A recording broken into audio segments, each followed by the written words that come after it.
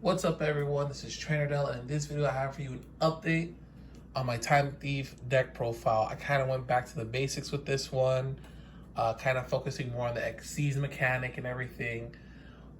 This is basically a preview for when Ghosts from the Past come out, because obviously I'll swap some cards around, but you'll see how I'm playing the deck right now. Mainly, I kind of took away combo because my boy plays Shadal and Winda just shuts down combo. So obviously you can switch to, if you know, depending on who you're playing against, you can go with the combo variant, but also like Nibiru's a problem. So I like to just go with the simple disruptive stuff. And I'll tell you like some little like things I might swap out here and there if you're not feeling it. So yeah, let's go right into the deck. So like I said, very simple lineup. We got Time Thief Finder, you know, the Stratos of the deck, and also it has a special second ability where you can detach an Xyz material to special summon this from the hand. So that's pretty cool. Just get any Time Thief card you need. Regulator is the Rescue Rabbit, but also I believe if an Xyz monster is destroyed by battle while this is in the graveyard, you can special summon it, but banish it when it leaves the field. But you mostly, when you recur them, it's just to Xyz again. Gotta go 2 Adjuster. If you want to go 3, you can go 3, but Adjuster will be out in Ghosts from the Past. And I'm really happy about that. This is such a good card. So when a Time Thief monster is summoned or special, like normal or special, you can special summon this from the hand, except during like the damage step.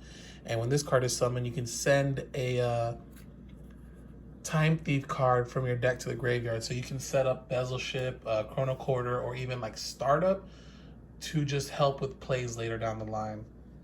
So Bezel Ship right here, you know, I'm playing 2. You could go 3. You could go like a whole 3 lineup if you want, but I'm just playing the 2. So you can tribute this while it's on the field to like DD Crone opponent's card from the graveyard and attach it as your material.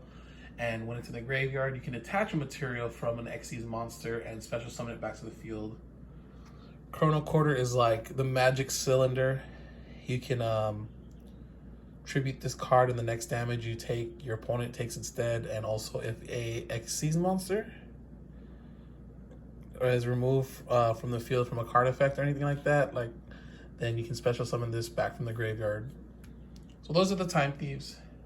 I returned Gold Gadget to special summon, like, you know, the machine types and stuff, and Silver Gadget. They can also special summon themselves because they're all machines and they're level 4s, and if they're destroyed, they can special summon another one from the deck. 3 Ash Blossoms because it's Ash Blossom, the, you know, all-in-one hand trap basically. Side Frame Gear Gamma to negate, and along with Side Frame Driver. So these are definitely must-haves and keeps in the deck because they help with your Time Thief Regulator, because if it removes from the field, then and you get ashed or anything like that, then oh, you're gonna have a bad time.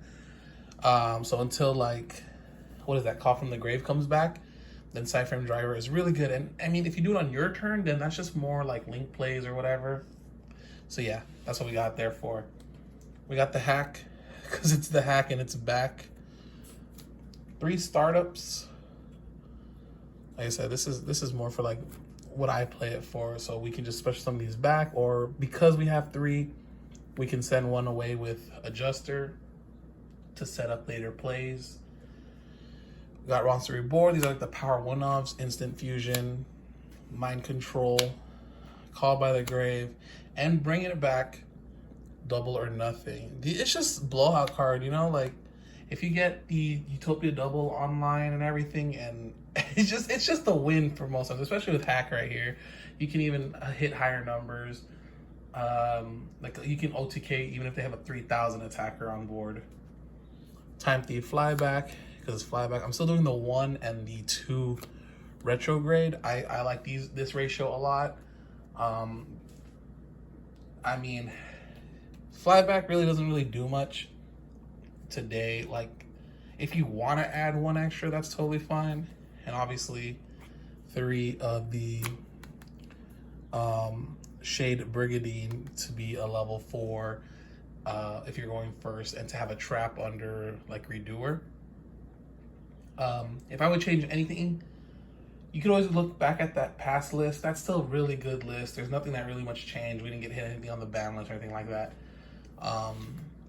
But from this, you can even take out the gadgets and add in one more bezel ship, one more chronocorder, and add in some like, take these out, and you could even add in like the wind mirror force one. I forgot, storming mirror force, to send back stuff to your opponent's hands if they build a good board and they don't get like triggers off like Shadal's or whatever. You could put evenly matched because you usually like remove redoer and stuff, infinite permanent stuff like that. Like there, depending on how you want to do it. But this is like for me a very basic lineup of everything, and I think the ratios are all right. So yeah, that's for me. Obviously, 2 redoer because he's like the most unorthodox boss monster in the game. There's so many modes. Perpetua to help with recursion and to add cards back to the to redoer to attach from the deck. We're gonna get double barrel coming really soon, and I mean it's all right.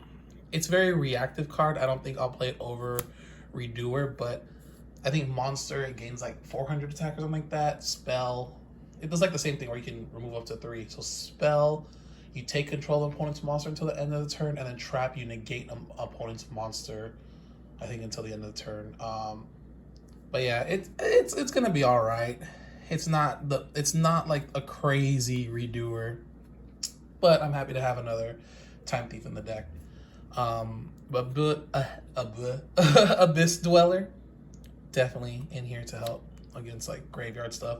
Castel, Tornado, and Baguska. I like to call these like another just like rank 4 package right there, along with Abyss Dweller, obviously. We got its Utopia double, Utopia, and sometimes you draw into the double or nothing, and then there's nothing really you can do about that. So Utopia the Lightning is still a good option. I'm playing Darkfire Dragon just for fun. Obviously, Mud Dragon of the Swamp is definitely the better choice, but for me, I'm going Darkfire Dragon. Then we still got some links, you know. Bujinki Ahashima to get some combo plays in there, and to get like 2 like redoer, Perpetua, and this on the board. And sometimes you can get other things, because if you go like Time Thief Regulator to special summon, do stuff, you can get out Ahashima instead of going to a rank 4 play. And then, you know, if you have any of these in your hand, you can special summon through Ahashima's effect, and then just bring her out too. Like, there's just so many things you can do. Sideframe Lord Lambda is just really good generic also, and Infinitrack Fortress Megaclops just to bring back like recur these guys, and it does heavy damage, so that's why it's in here. So yeah, definitely that's the deck. Like I said, very basic, bare bones. I feel like an old school style Time Thief with some newer cards. But yeah, I'm really liking this deck. I love this deck. Basically like my favorite modern deck in this era. So let me know what you think.